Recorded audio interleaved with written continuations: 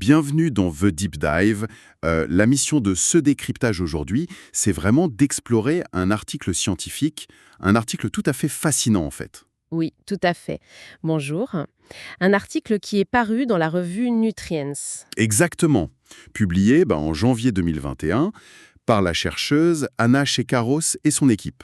Des travaux vraiment fondateurs, oui. Et ce document explore un lien assez inattendu. Le lien est surtout un lien bidirectionnel entre le microbiome intestinal, donc notre flore intestinale, et le TDAH. Le trouble du déficit de l'attention avec ou sans hyperactivité. C'est ça. Et pour toute personne qui cherche à comprendre le fonctionnement du cerveau, c'est une piste captivante. Découvrir que notre ventre pourrait littéralement dicter notre capacité de concentration, c'est une idée révolutionnaire pour le bien-être mental de tous. Bon, décortiquons tout ça. Pour poser les bases, il faut d'abord prendre la mesure de ce qu'est véritablement le microbiome. C'est vrai qu'on a souvent tendance à le voir un peu comme une simple aide à la digestion. Bah oui, alors que la réalité est beaucoup plus vaste. Le corps humain abrite des milliards de micro-organismes. Des bactéries, bien sûr, mais aussi des virus, des champignons. Tout un écosystème, en fait. Et sur le plan purement génétique, l'ensemble de ces microbes encode environ 200 fois plus de gènes que notre propre ADN humain. C'est énorme. C'est un chiffre qui remet les choses en perspective. D'un point de vue strictement génétique, nous sommes bien plus microbiens qu'humains. Et ce qui est fondamental pour comprendre les enjeux actuels, c'est que notre environnement et notre mode de vie moderne ont drastiquement modifié cette flore intestinale. C'est-à-dire, qu'est-ce qui a changé au juste? Eh bien, les pratiques médicales, par exemple, l'augmentation des naissances par césarienne. Ah oui, parce que ça modifie la première colonisation bactérienne du nourrisson lors de l'accouchement. Exactement. Le bébé ne reçoit pas ce premier bain bactérien maternel. Ensuite, il y a notre alimentation ultra transformée qui manque cruellement de fibres, ou encore l'utilisation massive et parfois répétée des antibiotiques. Tous ces éléments ont profondément altéré cet écosystème délicat. Et c'est en parallèle de ces changements qu'on observe une hausse des troubles neurodéveloppementaux. Tout à fait. Une hausse significative depuis quelques décennies. Et la science tisse de plus en plus de liens entre ces deux phénomènes à travers ce qu'on appelle l'axe microbiote intestin-cerveau. Cette idée d'un axe de communication est passionnante. On imagine parfois que le cerveau est une forteresse isolée dans la boîte crânienne, mais en réalité, c'est comme s'il y avait une autoroute de l'information permanente entre le ventre et la tête. C'est une excellente image. Et cette autoroute ne repose pas sur un seul chemin. Il y a toute une infrastructure complexe avec plusieurs voies distinctes. On distingue généralement 3 voies de communication principales. La première, c'est la voie nerveuse, n'est-ce pas? Oui, la voie purement nerveuse. Son acteur central, c'est le nerf vague. Le fameux nerf vague. C'est un peu le câble transatlantique de notre corps. C'est ça. Il relie directement le système digestif au tronc cérébral. Et via ce nerf, qui est extrêmement rapide, les bactéries peuvent envoyer des signaux électriques au cerveau. Par exemple, on sait que certaines souches bactériennes sont capables de moduler, voire de synthétiser elles-mêmes des neurotransmetteurs. Littéralement fabriquer les produits chimiques de notre cerveau. Absolument. Des bactéries comme Clostridium perfringens influencent la sérotonine, qui est l'hormone de la régulation de l'humeur. D'autres agissent directement sur la dopamine. La dopamine qui est le carburant de notre système de récompense et de notre attention. Donc, la première voie est nerveuse. Et la deuxième? La deuxième voie s'appuie davantage sur notre système hormonal. C'est la voie neuro-endocrinienne. Le microbiote interagit en permanence avec notre système de réponse au stress, l'axe hypothalamo-hypophysaire. L'axe HPA. Voilà, le thermostat de notre stress.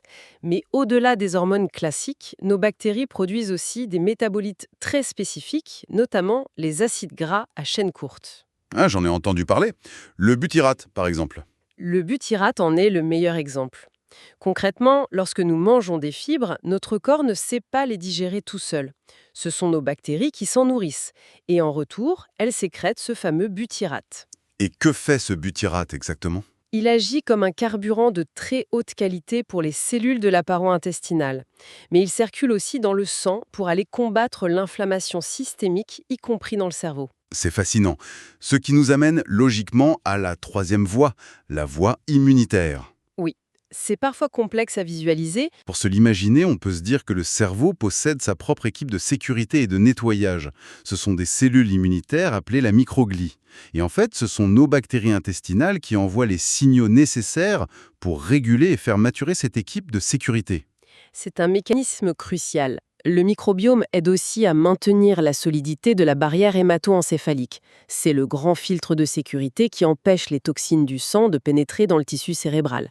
Ce qui est fascinant ici, c'est que l'intestin se révèle être bien plus qu'un simple tube dédié à l'assimilation des calories. C'est clair. Il faut le voir comme une usine chimique de haute précision qui fabrique en temps réel les molécules de base dont notre cerveau a absolument besoin pour fonctionner, pour maintenir notre concentration et pour gérer nos réactions émotionnelles. Donc, si je fais un petit résumé rapide pour notre audience, en clair, le ventre et le cerveau discutent en permanence via ce câble nerveux géant, via nos hormones de stress et via notre système immunitaire.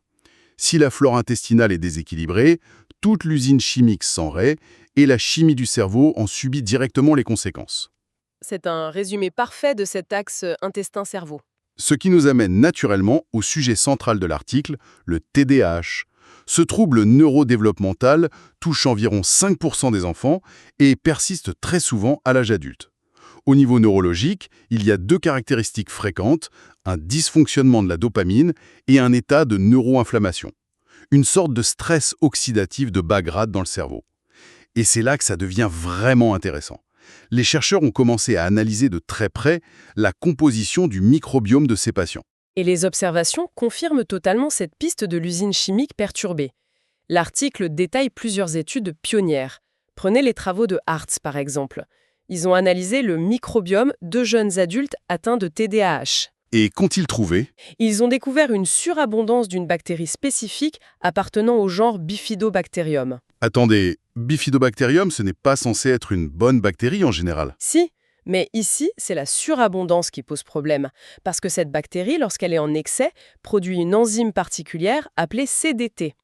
Et cette enzyme a pour effet d'altérer la synthèse de la phénylalanine. Et la phénylalanine, ce n'est pas un détail du tout. C'est un acide aminé essentiel, un véritable bloc de construction que notre corps utilise pour fabriquer notre fameuse dopamine. Exactement, c'est comme si cette bactérie en surnombre s'accaparait la matière première avant même qu'elle ne puisse être utilisée pour produire la dopamine dont le cerveau a besoin. Donc le cerveau se retrouve en pénurie de motivation à cause d'un excès bactérien dans l'intestin. C'est tout à fait ça.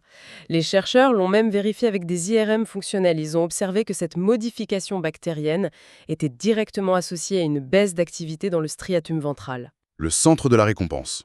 Une baisse d'activité ici, c'est le trait typique des personnes vivant avec un TDAH. Ça explique la difficulté à initier des tâches sans gratification immédiate. C'est un angle novateur. Et l'article cite d'autres exemples où les bactéries jouent avec les freins et les accélérateurs du cerveau. L'étude de Shopinska-Tokova s'est intéressée à une autre famille, les Ruminococcacées. Un nom compliqué pour un mécanisme redoutable. En effet, ils ont fait le lien entre une forte présence de ces souches et des scores élevés d'inattention clinique. L'explication avancée, c'est que ces bactéries posséderaient la capacité génétique de consommer le GABA. Elles consomment le GABA, mais le GABA, c'est le neurotransmetteur inhibiteur par excellence. Si la dopamine, c'est la pédale d'accélération et de motivation, le GABA, c'est la pédale de frein. L'image de la pédale de frein est très juste. C'est la molécule qui permet au système nerveux de se calmer, de filtrer les distractions et de revenir au repos. Donc, si des bactéries prolifèrent dans notre intestin en se nourrissant de notre agent calmant naturel, il est très logique d'observer des difficultés à se poser ou à canaliser son attention. C'est fascinant de voir à quel point c'est mécanique. Très mécanique. Et ces déséquilibres ne sortent pas de nulle part. Les travaux de Prehn Christensen apportent un éclairage sur l'origine de cette flore. Qu'est-ce qu'ils ont démontré? Ils ont étudié des adolescents atteints de TDAH et ont constaté que leur diversité bactérienne globale était nettement plus pauvre. Mais la véritable découverte, c'est qu'en analysant les parents, ils ont retrouvé cette même perte de diversité chez les mères de ces adolescents, mais pas chez leurs pères. Ce qui met en lumière l'importance de la transmission maternelle du profil microbien, l'accouchement, l'allaitement qui posent les fondations du système immunitaire. Absolument. Cela soulève une question importante dans le milieu de la recherche, la question de la causalité. Est-ce que c'est la dysbiose intestinale, ce déséquilibre, qui provoque l'inflammation et court-circuite la dopamine? Ou bien est-ce le TDAH lui-même, qui entraîne souvent une alimentation plus impulsive et un stress élevé, qui finit par altérer le microbiome? Le classique dilemme de l'œuf ou de la poule. En réalité, c'est sûrement une boucle. Les deux s'entretiennent mutuellement, maintenant le corps dans une inflammation chronique. Pour résumer cette partie, les personnes atteintes de TDAH présentent une flore intestinale différente, moins diversifiée, ce qui pourrait court-circuiter la dopamine d'un côté et consommer le GABA de l'autre, tout en augmentant l'inflammation. C'est exactement le tableau clinique qui se dessine. Et l'avantage d'une boucle, c'est qu'on peut intervenir pour l'inverser. L'article explore les nutriments qui font tourner cette usine chimique, en mettant un accent énorme sur les oméga-3. Les patients TDAH ont souvent un manque d'oméga-3, comme le DHA et l'EPA, par rapport aux oméga-6 qu'on trouve partout dans l'alimentation transformée. Et les oméga-3 sont une pièce maîtresse pour protéger les neurones. La relation avec le microbiome est encore une fois bidirectionnelle. Une alimentation riche en oméga-3 booste les bonnes bactéries comme Lactobacillus et Bifidobacterium. Mais l'inverse est vrai aussi. Ce sont nos bonnes bactéries qui aident notre organisme à absorber et utiliser correctement ces oméga-3 pour le cerveau. Il y a eu cette expérience sur les souris, non? Oui, très élégante. En leur administrant simplement une souche probiotique sans changer leur alimentation, les chercheurs ont mesuré une augmentation du DHA directement dans leur tissu cérébral. Les bactéries ont optimisé l'absorption. L'intestin gère les stocks pour le cerveau. Et cette gestion interne nous amène à un autre pilier vital, le sommeil. Jusqu'à 70% des patients TDAH ont des troubles du sommeil, souvent un décalage du rythme circadien. Et le détail mémorable de cet article, c'est d'apprendre que le microbiome a sa propre horloge interne de 24 heures. La proportion des différentes bactéries oscille entre le jour et la nuit. Le manque de sommeil brise cette rythmique et détruit la diversité bactérienne. Une étude sur des souris privées de sommeil a observé une chute drastique des bactéries protectrices. Mais en leur administrant de la mélatonine, l'hormone du sommeil, ils ont restauré la richesse du microbiome, comme la bactérie Akkermansia, et réparé la barrière intestinale. Si l'on relie ça à la clinique, on protège l'intestin en dormant mieux et un intestin sain produit de meilleurs hormones pour dormir. Si l'on relie ça à une vision plus globale, traiter le sommeil ou l'alimentation amorce un cercle vertueux. On abaisse l'inflammation générale, offrant au cerveau un environnement biologique apaisé pour réguler son attention. Pour faire simple, de bonnes nuits et des oméga-3 nourrissent les bonnes bactéries. En retour, elles aident à digérer les nutriments et réguler les hormones. Un échange gagnant-gagnant. Alors qu'est-ce que tout ça veut dire concrètement? Peut-on soigner ou prévenir le TDAH avec des probiotiques? L'article examine des essais cliniques très concrets sur ce point. Oui, et il y a notamment cette étude finlandaise spectaculaire menée par Parti et ses collègues, une approche basée sur la prévention très précoce. Comment ont-ils procédé? Ils ont administré la souche probiotique Lactobacillus rhamnosus GG à des futures mères un mois avant l'accouchement, puis aux bébés pendant 6 mois. Ils les ont suivis jusqu'à l'âge de 13 ans. Et les résultats sont sans équivoque. 0% des enfants du groupe probiotique ont développé un TDAH ou de l'autisme. 0%? C'est incroyable! Contre 17,1% dans le groupe contrôle, le groupe placebo. Un contraste de 0% face à plus de 17%, c'est une donnée qui force vraiment à repenser l'importance des premiers mois de vie. Instaurer la paix dans l'intestin protège le cerveau en développement. Mais j'imagine qu'il y a des nuances quand on parle d'enfants plus âgés déjà diagnostiqués. La nuance est indispensable. D'autres équipes, comme Pursac ou Scott, ont testé des probiotiques ou des symbiotiques, comme le Symbiotique 2000, sur des enfants déjà atteints de TDAH. Et les résultats étaient moins radicaux? Les observations ont montré un bénéfice clair sur la qualité de vie ressentie, une meilleure régulation émotionnelle, mais sur la réduction pure et stricte des symptômes clés de l'inattention, les résultats étaient mitigés et pas toujours statistiquement significatifs. Les probiotiques ne sont donc pas une pilule magique. Intervenir très tôt montre un potentiel de prévention incroyable. Mais pour les plus grands, c'est surtout un excellent soutien de fond pour baisser l'inflammation, même s'il faut plus de recherche pour trouver la recette parfaite des souches et des dosages. C'est tout à fait ça. C'est une piste thérapeutique complémentaire extrêmement prometteuse. Au terme de cette exploration, l'intestin s'impose vraiment comme une usine chimique vitale. Les déséquilibres bactériens jouent un rôle clair dans l'inflammation et la chimie du cerveau liée au TDAH. L'alimentation, le sommeil, les probiotiques sont des outils puissants pour rééquilibrer le système. C'est un changement de paradigme.